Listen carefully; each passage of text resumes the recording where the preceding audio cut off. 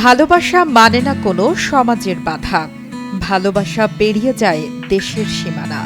এখানে থাকে ধৈর্য, বিশ্বাস আর একে অপরের প্রতি নিঃশর্ত আত্মসমর্পণ।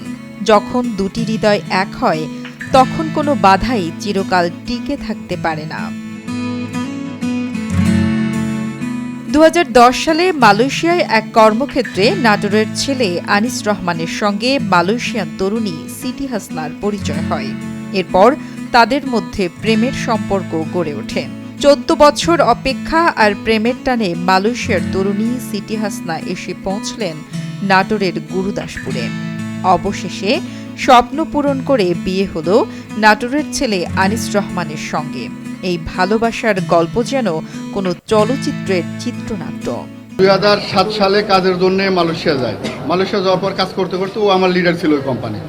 ওইভাবে ওর সাথে আমার সম্পর্ক হয়ে যায়। সম্পর্ক হওয়ার পরে ওর সাথে 5 বছর পরে আমার ওইখানে এঙ্গেজমেন্ট হয় ওদের পারিবারিকভাবে।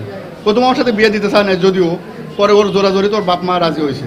শুক্রবার সকালে মালয়েশিয়া থেকে মায়ের সঙ্গে নাটোরে আসেন সিটি হাসনা। গুরুদাসপুরের খুবজিপুরে প্রেমিক আনিসের বাড়িতে পরিবার তাদের উষ্ণ অভ্যর্থনা জানায়।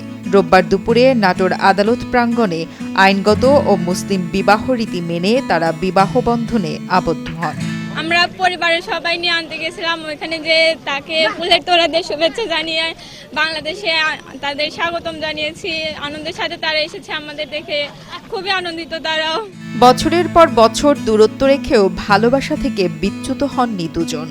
ভিসা জটিলতার কারণে তাদের বিয়ে আটকে গিয়েছিল। বহু বছর আগে বাগদান হলেও বিয়ে করার বাধা দূর করতে কেটে যায় কয়েক বছর।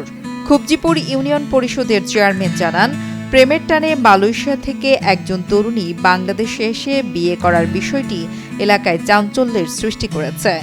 এই বিয়ে শুধু দুজন মানুষের নয়, দুই দেশের সংস্কৃতিরও মেলবন্ধন।